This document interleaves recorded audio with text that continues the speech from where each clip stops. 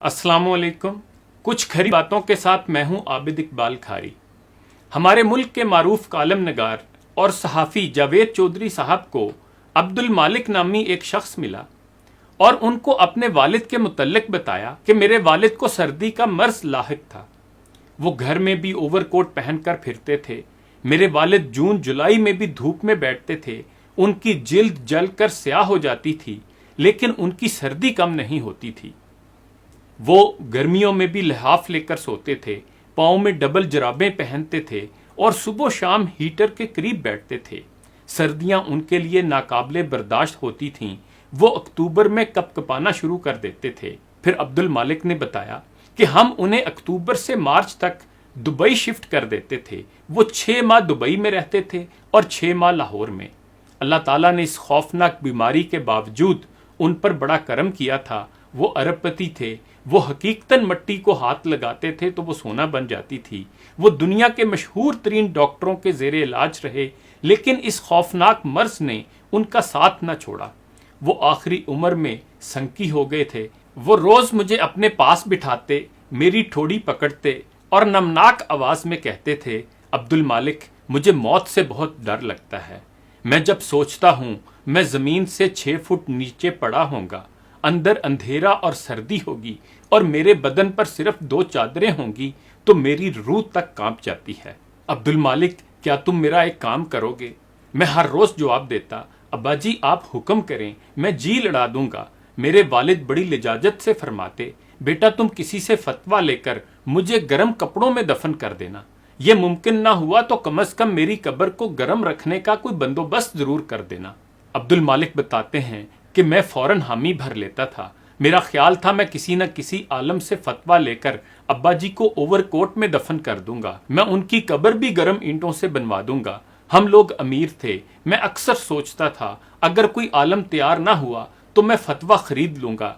मुझे जितनी भी रकम खर्च करनी पड़ी कर दूंगा, लेकिन मैं अपने वालिद की आखिरी ख्वाहिश जरूर पूरी करूंगा। लेकिन फिर अब्दुल मालिक बताते हैं कि मैं फेल हो गया। मेरे वालिद सन 2000 में फौत हो गए। हमने उन्हें गर्म पानी से गुस्ल दिया, उन्हें ओवरकोट पहनाया और उस ओवरकोट पर कफन लपेट दिया। मौलवी साहब ने जब ओवरकोट देखा तो जनाजा पढ़ाने से इनकार कर दिया। अब्दुल मालिक बताते हैं कि मैंने उन्हें हर किस्म का लालच दिया। मैंने उनकी मिन्नत भी की, लेकिन वो न माने। मैंने तंग आकर उन्हें धमकी दे दी। वो जनाजा छोड़कर चले गए। हमने इसके बाद बेशुमार मौलवियों से रब्ता किया, लेकिन कोई ना माना। यहां तक कि अब्दुल मालिक ने खुद जनाजा पढ़ाने का फैसला कर लिया। वो कहता है कि जब मैं वालिद की मैयत के पीछे खड़ा हुआ तो लोगों ने जनाजा पढ़ने से इनकार कर दिया।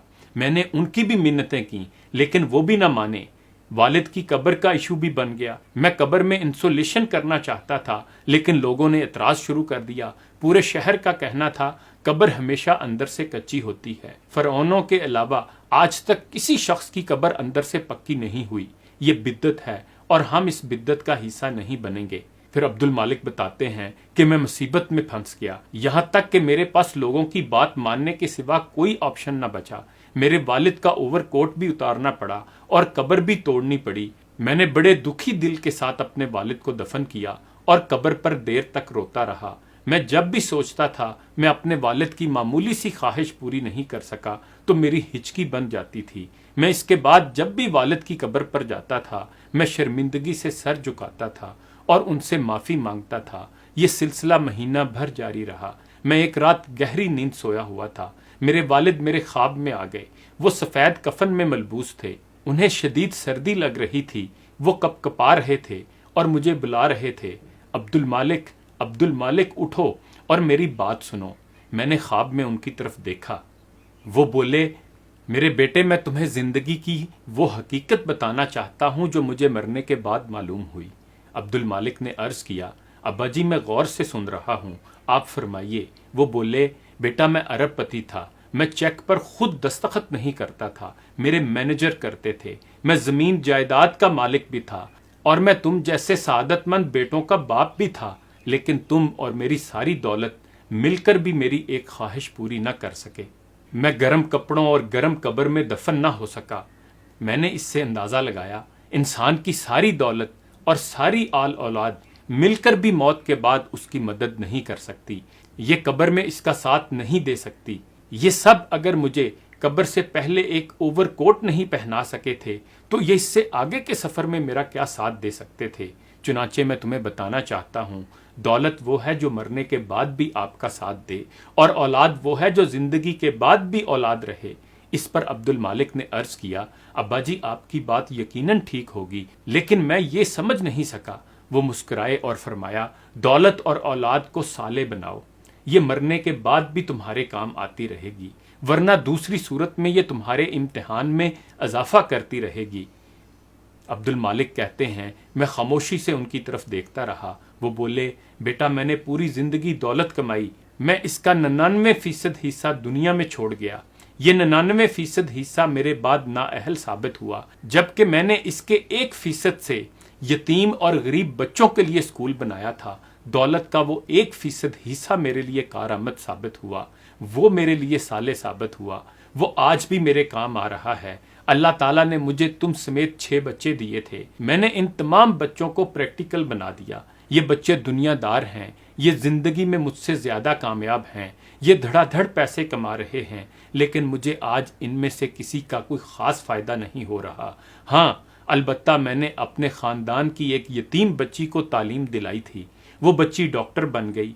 वो डॉक्टर हफ्ते में 2 दिन गरीब मरीजों का मुफ्त इलाज करती है, मुझे इन 2 दिनों का बहुत फायदा हो रहा है।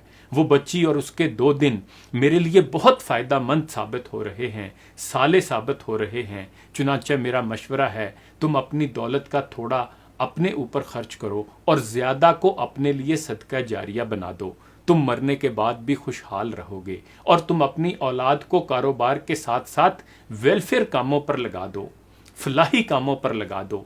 ये फायदामंद हो जाएगी और ये तुम्हें सदियों तक नफा पहुंचाती रहेगी।